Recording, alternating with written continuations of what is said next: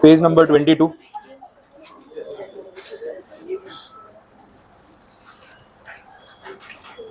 ठीक है, स्टार्ट कर रहे हैं। हाँ, चैप्टर नंबर 2 कंटिन्यू करते हैं। कल लास्ट हमने टॉपिक पब्लिक कंपनी तक देखा था। प्रोसीजर ऑफ रजिस्ट्रेशन वो सब पे बात हो रही थी। स्पाइस प्लस वाला जो फॉर्म है, पार्ट ए बी, ये सब हमने डिस्कस किया। आगे देख लेते हैं हम। नया जो टॉपिक है that is regarding 1% company. Again 1% company का बेसिक तो हम डिस्कस कर चुके हैं। यहाँ कुछ एडिशनल पॉइंट्स है वही एड ऑन करने हैं, बाकी का टॉपिक तो कवर हो गया है। बेसिक जो फॉर्मेट था 1% कंपनी का, उसमें हमने बात की थी कि 2013 का जो नया एक्ट आया उसमें उन्होंने इसको इंट्रोड्यूस किया। पुराने वाले एक्ट में ऐसा फॉर्मेट नहीं था। तो जो डॉक्टर जे ईरानी कमेटी है जिन्होंने सजेशंस दिए थे, उनके सजेशंस को यूज करते हुए फिर ये फॉर्मेट इन्होंने इंट्रोड्यूस किया, वो हमने देखा। बेनिफिट ये है कि एक इंडिविजुअल पर्सन भी अब एक कंपनी फ्रेम कर सकता है जहाँ पे 100% शेयर कैपिटल उसके खुद के ओनरशिप में होगी और किसी को कोई शेयर कैपिटल में हिस्सा देने की जरूरत नहीं। तो पहले प्राइवेट कंपनी में मिनिमम 2 पीपल वाला क्राइटेरिया था, वो इन्होंने यहाँ पे हटा दिया। ठीक है, तो एक प्लस पॉइंट है। आगे देख लेते हैं और कंडीशंस में क्या बोला। जो रूल नंबर 3 है वो आप देखना, वो नया पॉइंट है जो कंपनीज एक्ट वाले चैप्टर में अपना नहीं था। रूल 3,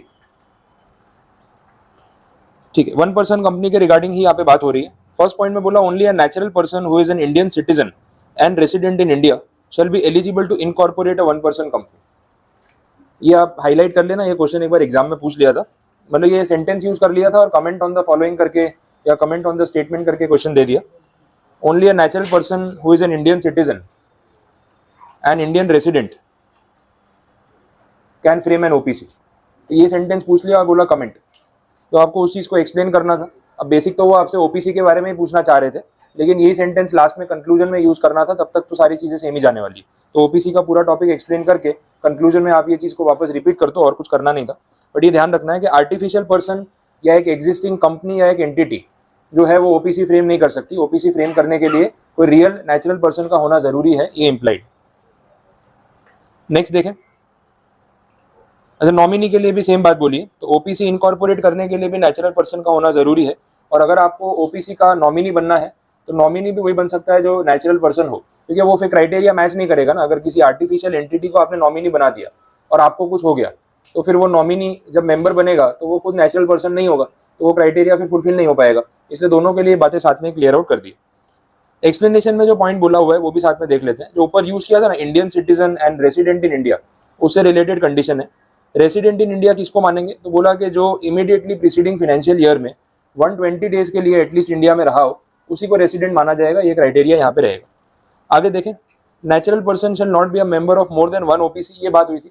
आप एक से ज्यादा ओपीसी के मेंबर नहीं हो सकते, और इवन एक से ज्यादा ओपीसी के नॉमिनी भी नहीं हो सकते, क्योंकि दोनों ओपीसी को कुछ हो गया तो फिर आप कहाँ पे जाओगे। तो ऑब्वियसली मल्टीपल ओपीसी का नॉमिनी बनना भी आपके लिए अलाउड नहीं, वो चीज ध्यान रखनी। Next, where a natural person being member in OPC in accordance with this rule becomes a member in another company by virtue of his being a nominee, such person shall meet the eligibility criteria within a period of 180 days। In short वही हो गया कि किसी भी एक entity में ही आपको continue करना है।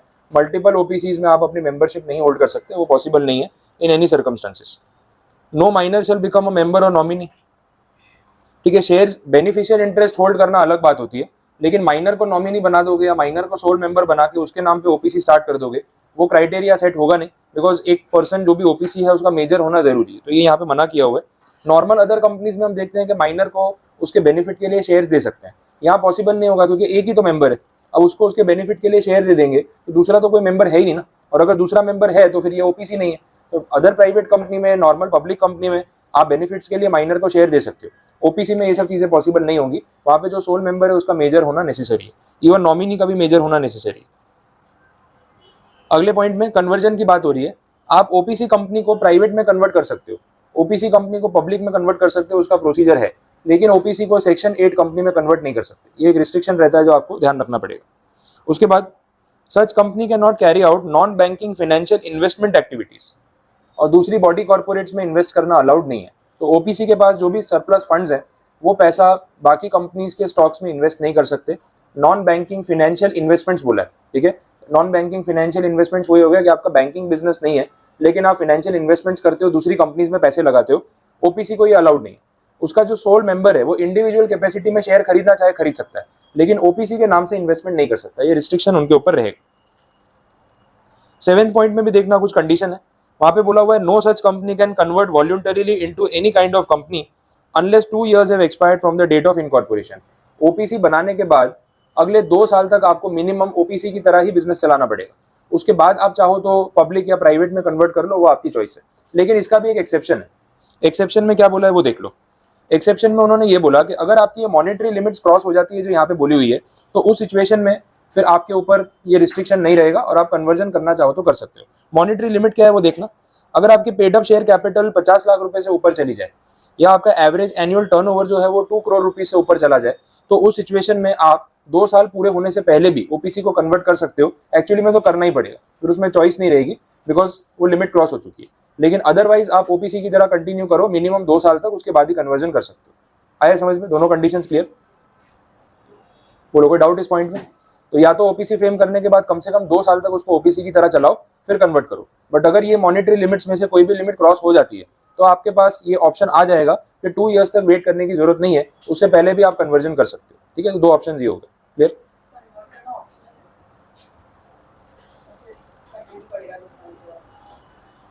एक सेकंड, वो मैं पॉइंट देख लेता हूँ, उन्होंने स्पेसिफाई नहीं किया।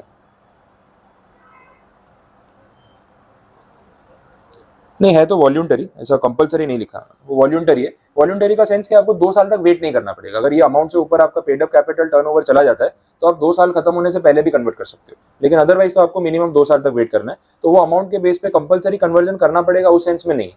वो आपको एक ऑप्शन दे दिया कि 2 years वेट किए बिना भी आप कन्वर्ट कर सकते हो वैसे। हाँ, उसकी मर्जी। 2 साल कंप्लीट होने के बाद आपको कन्वर्ट करना है नहीं करना है वो आपकी चॉइस है। बट अगर किसी को हो कि मैंने ओपीसी बना दी, अब मुझे लग रहा है कि एक और मेंबर लेके आना है या नंबर ऑफ मेंबर्स लेके आने हैं और इसको हम प्राइवेट कंपनी में कन्वर्ट कर दे, तो आप फर्स्ट 2 years में तो नहीं कर सकते। फर्स्ट 2 years तो आपको वेट करना ही है। उसमें एक ही ऑप्शन है कि आप पेड अप कैपिटल या टर्नओवर बढ़ा लो, उस रूट से फिर आप कन्वर्जन जल्दी कर सकते हो, अदरवाइज नहीं। और अगर 2 साल पूरे हो चुके हैं और उसके बाद भी आपको एज अ ओपीसी कंटिन्यू करना है तो करो। कोई ऐसा रूल तो है नहीं कि ओपीसी सिर्फ 2 साल के लिए चल सकती है, वो आप 10 साल के लिए भी चला सकते हो। लेकिन मिनिमम जो टाइम आपको लॉक इन जैसा बोला हुआ है वो 2 साल है। लेकिन उसके बाद भी आपको नहीं कन्वर्ट करना है तो कोई फोर्स नहीं कर रहा है, आप ओपीसी की तरह कंटिन्यू कर सकते हो, उस सेंस में बोला। फिर उसमें पेड अप कैपिटल और टर्नओवर का क्राइटेरिया नहीं आएगा बीच में, ऐसा। ठीक है,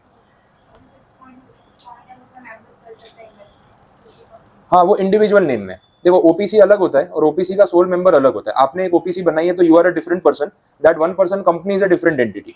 कंपनी के नाम से इन्वेस्टमेंट नहीं होगा, आप अपने नाम से अपना पर्सनल पैसा इन्वेस्ट करो, कंपनी के फंड्स को इन्वेस्ट नहीं कर सकते। बाकी नॉर्मली क्या होता है, एक पब्लिक या प्राइवेट कंपनी या जो भी एंटिटी है वो इंटर कॉर्पोरेट इन्वेस्टमेंट्स कर सकती है। एक कंपनी दूसरी कंपनी के शेयर खरीद सकती है, लेकिन ओपीसी कंपनी दूसरी कंपनी के शेयर नहीं खरीद सकती। ओपीसी का सोल मेंबर इंडिविजुअल कैपेसिटी में अपने जो भी पैसे हैं उसमें से वो कुछ भी इन्वेस्टमेंट करे वो चलेगा। तो आप एक ओपीसी कंपनी बना के अगर बिजनेस कर रहे हो तो आप उस कंपनी के डायरेक्टर भी हो, आप उस कंपनी के प्रमोटर भी हो। उस कंपनी के प्रॉफिट में से आपको डिविडेंड्स मिल रहे हैं, प्रॉफिट शेयरिंग मिल रहा है, डायरेक्टर्स रेम्यूनरेशन मिल रहा है, वो आपका पर्सनल पैसा है, उसको आपको जहां इन्वेस्ट करना है करो। लेकिन कंपनी की बैलेंस शीट में जो सरप्लस फंड्स हैं वो आप किसी और कंपनी के शेयर्स में इन्वेस्ट नहीं कर सकते, वो रिस्ट्रिक्शन रहेगा। ठीक है, क्लियर ये सारे पॉइंट्स। तो ये रूल 3 ओपीसी में इस चैप्टर में एक इंपॉर्टेंट रूल है बिकॉज ये कंपनीज एक्ट वाले अपने चैप्टर में कवर्ड नहीं था, ये यहीं पे कवर्ड है, तो एग्जाम में पूछ सकते हैं, पॉसिबिलिटी है। नेक्स्ट देख रहे हैं कॉन्ट्रैक्ट बाय ओपीसी। ये भी थोड़ा सा अजीब सी चीज है, मतलब contract in the sense OPC और उसके सोल मेंबर के बीच में कॉन्ट्रैक्ट की बात भी हो रही है। अब ये तो कैसी बात हो गई, आप ही की कंपनी है, आप खुद के साथ ही कॉन्ट्रैक्ट कर रहे हो, लेकिन क्योंकि आपने कंपनी बना के एक एंटिटी सेपरेट क्रिएट कर दी है तो कहीं ना कहीं ऐसी फॉर्मेलिटीज कितनी बार करनी भी पड़ती है। तो इसमें बोला हुआ है कि कोई स्पेशल नेचर का कॉन्ट्रैक्ट हो, कोई स्पेशल नेचर की परमिशन हो या कोई ऐसा कुछ आप अग्रीमेंट कर रहे हो, तो सोल मेंबर और उसके ओपीसी के बीच में भी कॉन्ट्रैक्ट हो सकता है। लेकिन ordinary day to day transactions में हर छोटी छोटी बात में ऐसे कोई कॉन्ट्रैक्ट करने की जरूरत होती नहीं है, बिकॉज लीगल एंटिटीज को पता है कि ये एक मेयर फॉर्मेलिटी है। मैं खुद ही कंपनी बना के बैठा हूँ, मैं खुद ही उसका सोल मेंबर हूँ, कॉन्ट्रैक्ट किसके साथ कर रहा हूँ, खुद के साथ ही कर रहा हूँ, एक तरीके से तो ऐसा हो गया। तो इतना हार्ड एंड फास्ट रूल नहीं है, लेकिन स्पेशल सर्कमस्टांसेस में ऐसा कॉन्ट्रैक्ट करने की अगर जरूरत पड़े तो किया जा सकता है, रिस्ट्रिक्शन नहीं है। ऑर्डिनरी ट्रांजैक्शंस में डे टू डे में ऐसी कोई रिक्वायरमेंट उन्होंने नहीं रखी। क्लियर? ये कॉन्ट्रैक्ट वाली बात हो गई।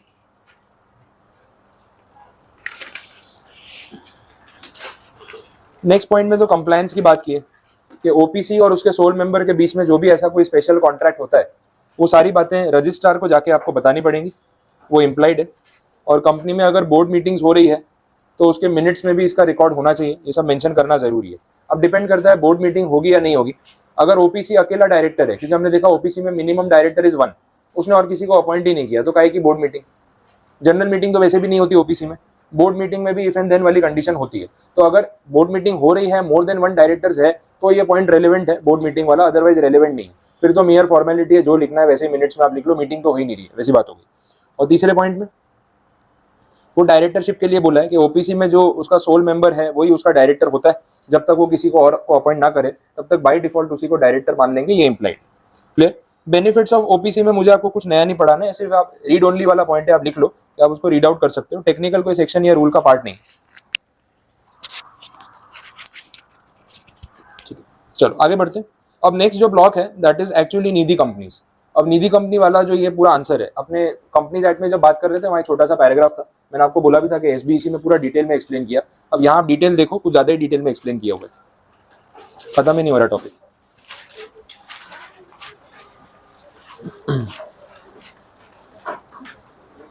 ठीक है, दिख रहा है ये पूरा टॉपिक, यहाँ पे पूरा समझा दिया इन डेप्थ कि निधि कंपनी में एग्जैक्टली क्या पूरा फॉर्मेट है और कैसे ये काम करता है।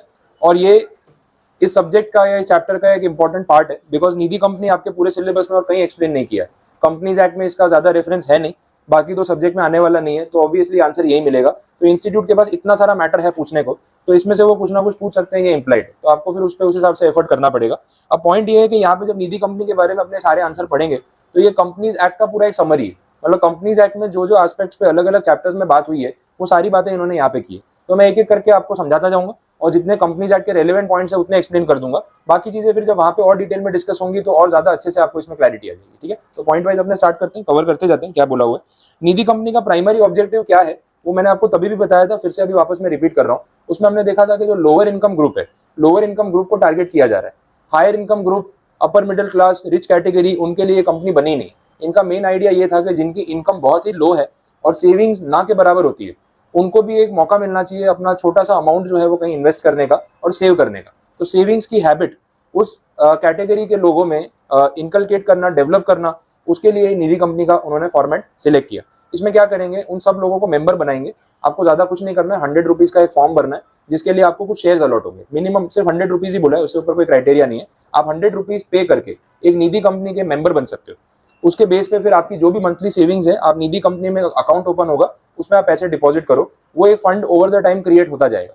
अच्छा, निधि कंपनी में जो लोग मेंबर्स हैं सिर्फ उनके लिए ही निधि कंपनी अवेलेबल है, आउटसाइडर के साथ ये डील नहीं करते। तो जो मेंबर है वो बोरो भी कर सकता है, जो मेंबर है वो इन्वेस्ट भी कर सकता है। तो आप समझ लो निधि कंपनी लोअर इनकम ग्रुप वाले मेंबर्स की एक अपनी बैंक है। इन्वेस्टमेंट भी वहीं करो, लोन भी उनसे ही ले लो, सिक्योरिटी भी वहीं पे रख दो और आपको इंटरेस्ट रेट भी वो नॉमिनल चार्ज करेंगे। जो इन्वेस्ट करोगे उसमें इंटरेस्ट भी आपको देंगे। ये फैसिलिटी के लिए कंपनी फ्रेम की गई है। तो ये आप बैक ऑफ द माइंड अगर कंसेप्ट रखोगे तो आपको पूरा समझ में आएगा कि इसमें क्या चल रहा है। क्लियर। देखते हैं बाकी पॉइंट्स में। स्टार्टिंग में तो वो इंट्रोडक्शन ही दिया है जो मैंने आपको बोला और सेम लैंग्वेज लिखी हुई है।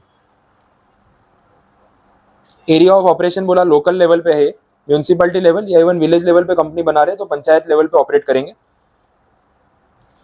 कुछ बड़ी कंपनीज भी बनी है इसमें जिनकी कैपेसिटी और फाइनेंशियल स्ट्रेंथ ज्यादा है, तो उन्होंने स्टेट में काफी जगह अपनी ब्रांचेस ओपन की हुई है। ये सब भी चल रहा है। म्यूचुअल बेनिफिट के लिए ये कंपनी बनाई जाती है। सेविंग्स का एक पूल क्रिएट किया जाता है जो मेंबर्स के ही काम आएगा, तो ये उस फॉर्मेट पे ही काम कर रहा है। ये सब इंट्रोडक्शन वाला पार्ट तो हो गया है। यहाँ पे अपने सीधा आगे टेक्निकल पॉइंट्स पे चल सकते हैं, ये कंसेप्ट तो कवर हो ही गया। प्रिवेलिंग रेगुलेटरी एस्पेक्ट्स ऑफ निधि। अब यहाँ पे इन्होंने कंपनीज एक्ट के सेक्शन का रेफरेंस दिया कि कहाँ पे इस चीज के बारे में बात की है, तो सेक्शन नंबर आप नोट कर लेना, दैट इज 406। उसमें उसको डिफाइन किया, एक्सप्लेन किया हुआ है। Nidhi company means a company which has been incorporated as a nidhi with the objective of cultivating the habit of thrift and savings amongst its members, receiving deposits, lending to its members only, जैसा मैंने आपको बताया, for their mutual benefit and which complies with such rules as prescribed by the central government for regulation of such class of companies। तो ये internally members के लिए ही operate करती है, ये बार बार वो लोग यहाँ पे क्लैरिफाई कर रहे हैं। और भी सेक्शंस और रूल्स का रेफरेंस दिया हुआ है। अभी कुछ ऐसा लर्न करने की उसमें रिक्वायरमेंट नहीं है, आगे हम जैसे जैसे पढ़ेंगे तो ये सब चीजें कवर अप होती जाएंगी। पुराना जो एक्ट है 1956 का, वहां पे भी इस तरीके की कंपनीज थी, लेकिन निधि कंपनी वर्ड यूज नहीं होता था। म्यूचुअल बेनिफिट कंपनी या म्यूचुअल बेनिफिट सोसाइटी उस नाम से ज्यादा पॉपुलर थी। जो आपको 620 कैपिटल ए दिख रहा है ना, वो पुराने एक्ट का सेक्शन है। उसके बदले अब नए एक्ट में 406 लेके आ गए और नाम दे दिया उसको Nidhi company, because government last 5-7 years 10 years से ना वो हिंदी वाले वर्ड्स ज्यादा यूज कर रहे हैं, और वो अच्छा भी है ना, अपनी लोकल लैंग्वेज में बात हो रही है, लोकल वर्ड्स यूज हो रहे हैं, तो दैट इज ओके। तो उस वजह से अब ये टर्म यूज कर रहे हैं। इनकॉर्पोरेशन की बात कर लेते हैं, क्या टेक्निकल चीजें हैं। बोला ये अगर आपको कंपनी फ्रेम करनी है तो 2013 के एक्ट में रजिस्ट्रेशन करवाना पड़ेगा। ये एक पब्लिक कंपनी की तरह रजिस्टर होगी और मिनिमम पेड अप कैपिटल जो है वो 5 लाख रुपीज होना चाहिए। ये क्राइटेरिया यहाँ पे है। बाकी नॉर्मल पब्लिक प्राइवेट कंपनीज में क्राइटेरिया नहीं है कि मिनिमम कैपिटल रखनी पड़ेगी, पहले होता था, लेकिन निधि कंपनी में अभी भी है। बोला ये लोग प्रेफरेंस शेयर इशू नहीं कर सकते, ये भी ध्यान रखना पड़ेगा। अगर 2013 के एक्ट से पहले कोई प्रेफरेंस शेयर इशू हुए थे पुराने सिस्टम के हिसाब से तो दैट इज ओके, एक पॉइंट पे तो रिडीम हो ही जाएंगे ना। अब नए वाले इशू मत करना, पुराने वाले जो है वो ठीक है। फोर्थ पॉइंट में उनके ऑब्जेक्टिव की बात की है। बिजनेस ऑब्जेक्टिव वही रहना चाहिए जो ऊपर अभी डेफिनेशन में पड़ा, सेविंग्स की हैबिट डेवलप करना, lending borrowing amongst the members, उससे बाहर नहीं जाना है। दैट इज द आइडिया जिस पे आपको आगे बढ़ना है। फिर बोला है कि आपकी कंपनी के नाम में ना वो निधि लिमिटेड जो है वो मेंशन होना चाहिए सफिक्स में, ताकि समझ में आ जाए कि ये कंपनी का मेन ऑब्जेक्टिव क्या है, तो वो नेम में मेंशन करना मैंडेटरी है। बाकी रिक्वायरमेंट्स देख लेते हैं। अब देखो नॉर्मल कंपनी से इसके रूल्स अलग ही चलते हैं, तो ऑब्वियसली पूरा डेटा भी अलग आएगा। आप एक रेगुलर प्राइवेट या पब्लिक कंपनी से इसको कंपेयर मत करना, नंबर्स में डिफरेंस ऑब्वियसली रहने वाला है, स्पेशल कैटेगरी है इसीलिए। रूल 5 निधि रूल्स का बोला हुआ है, not companies rules 2014, Nidhi rules अलग से बने हुए, उसका पार्ट है ये। बताया सबसे पहली कंडीशन में क्या बोला है, every Nidhi company shell with in a period of 1 year from the commencement of these rules ensure that it has not less than 200 members, net owned funds of ₹10 lakh or more, unencumbered term deposits of not less than 10%, and net owned funds ratio is not more than 1:20। Nidhi company start करने के अगले एक साल में आपको ये सारी requirements जो है फुलफिल कर लेनी है, ऐसा बोला है। इमीडिएट नहीं बोल रहे, एक साल का टाइम दे रहे हैं, कम से कम 200 मेंबर आपको इकट्ठे करने पड़ेंगे, ये पॉइंट है। जो निधि कंपनी के फंड्स है या उसकी कैपिटल है वो एटलीस्ट 10 लाख रुपीज होनी चाहिए। जो उनके पास टर्म डिपॉजिट्स है, टर्म डिपॉजिट्स, और वो भी अनएंकम्बर्ड। अनएंकम्बर्ड मतलब वो डिपॉजिट्स के ऊपर कोई चार्ज क्रिएटेड नहीं है, तो कुछ पैसा उनके पास होना चाहिए डिपॉजिट्स के फॉर्म में। और बोला है that is not less than 10% of the outstanding deposits. तो जितना पैसा उन्होंने लोगों से डिपॉजिट्स के फॉर्म में लिया हुआ है उसका एटलीस्ट 10% अमाउंट जो है वो ऐसा होना चाहिए जिसके ऊपर कोई चार्ज क्रिएटेड नहीं है, फ्री है। तो अगर किसी को रिटर्न भी करना हो तो इमीडिएटली रिटर्न किया जा सकता है, उस लेवल पे अमाउंट होना चाहिए। नेक्स्ट पॉइंट में ratio of net owned funds to deposit of not more than 1:20। अब नेट ओन फंड्स और डिपॉजिट्स का रेशियो ये क्या सजेस्ट कर रहा है वो समझो। नेट ओन फंड्स मतलब आपकी जो निधि कंपनी है उसकी कैपिटल, नेट ओन फंड्स, ठीक है। और डिपॉजिट मतलब जो लोगों से आपने पैसा लिया हुआ है, एक बैंक की तरह अज्यूम कर लो ना, बैंक की अपनी कैपिटल और बैंक ने लोगों का पैसा जो एक्सेप्ट करके अपने पास एज एफडी रखा हुआ है उसकी बात हो रही है।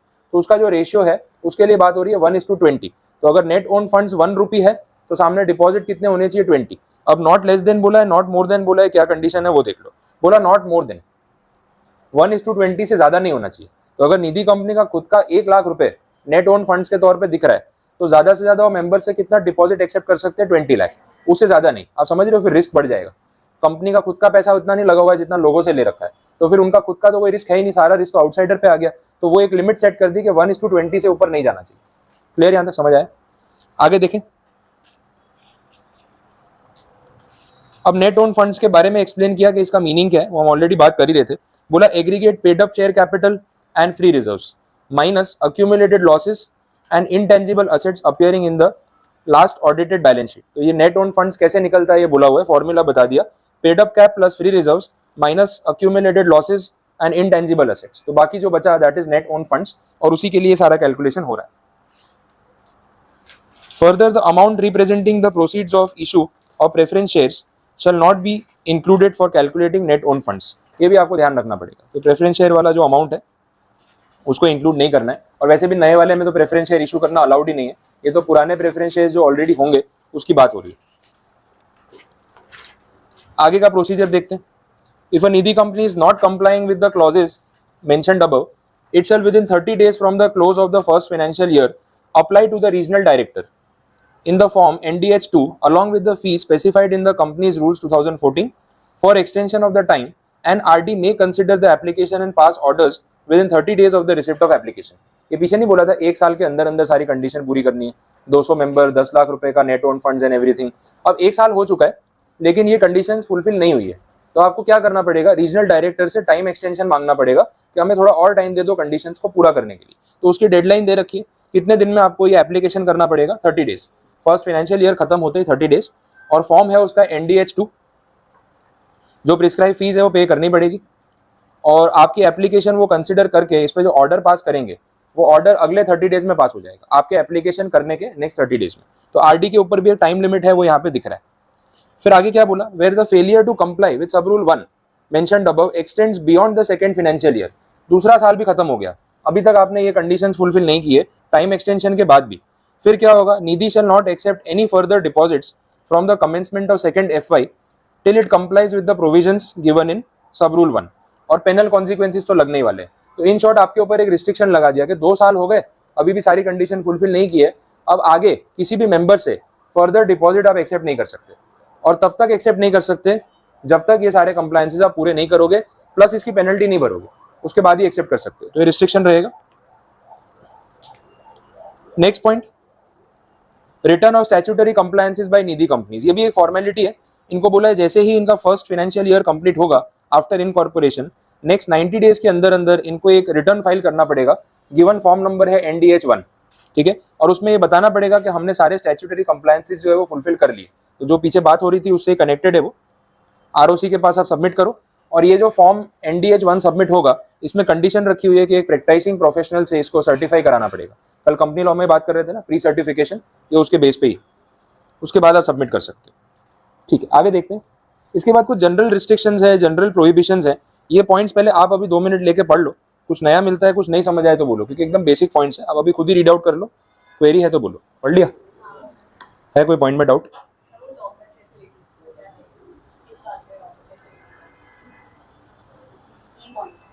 लॉकर फैसिलिटी, जैसे बैंक में आपको लॉकर्स अलॉट होते हैं, सेम चीज है।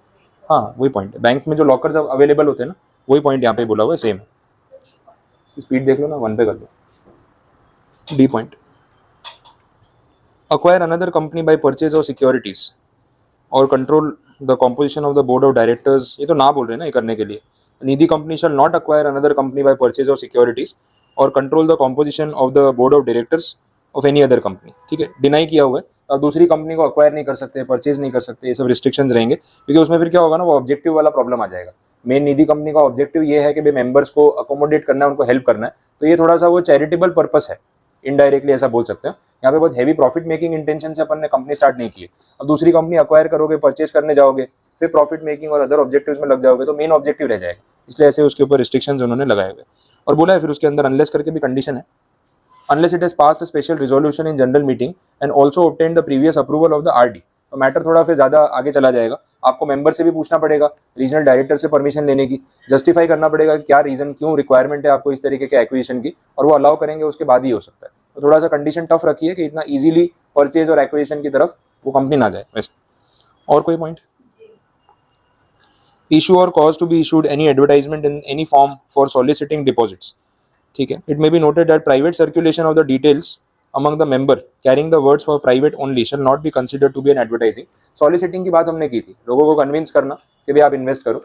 तो आपने कभी कोई ऐसा ऐड देखा भी नहीं होगा, निधि कंपनी का कोई न्यूज़पेपर में ऐड आया कि भाई इन्वेस्ट करो आप, कुछ भी अमाउंट है ये वो करके, क्योंकि इनके ऊपर रिस्ट्रिक्शन है इस रूल के अंदर कि आप डायरेक्टली ऐसे एडवर्टाइजिंग मार्केटिंग नहीं कर सकते। ये माउथ पब्लिसिटी से या ऑर्गेनिकली ग्रो होना चाहिए, या ओनली विद इन मेंबर्स आप सर्कुलेट कर सकते हो। तो प्रमोशन करने के लिए मना किया हुआ है। अब डिनाई किया है तो हमें उसको वैसे ही फॉलो करना है, उसके आगे कुछ कर नहीं सकते। और बोला भी है कि अगर विद इन मेंबर्स अगर आप कोई मैसेज पास ऑन करते हो कि भाई ऐसी स्कीम्स हैं और भी लोगों को आप मोटिवेट करो कि इन्वेस्ट करें, तो उसमें आपको हेडिंग में मेंशन करना पड़ेगा for private circulation to members only, ताकि वो डॉक्यूमेंट अगर किसी के हाथ लगे तो वो एक पब्लिक ऑफर या एक एडवर्टाइजमेंट की तरह ना दिखे, क्लियर हो जाए कि ये तो सिर्फ मेंबर्स के लिए ही है और ये कॉन्फिडेंशियल है या लिमिटेड टू मेंबर्स है, तो वो हेडिंग उस पर होना चाहिए। ठीक है, और कोई पॉइंट क्लियर? बाकी सारे पॉइंट्स रूल 6 पूरा। तो जनरल रिस्ट्रिक्शंस थे। आगे बढ़ते हैं, बाकी कंडीशंस देखें। शेयर कैपिटल एंड अलॉटमेंट की बात हो रही है। मैंने आपको बोला स्टार्टिंग में तो कुछ नॉमिनल अमाउंट पे करके आप मेंबर बन सकते हो, और बहुत छोटा अमाउंट रखा हुआ है उन्होंने।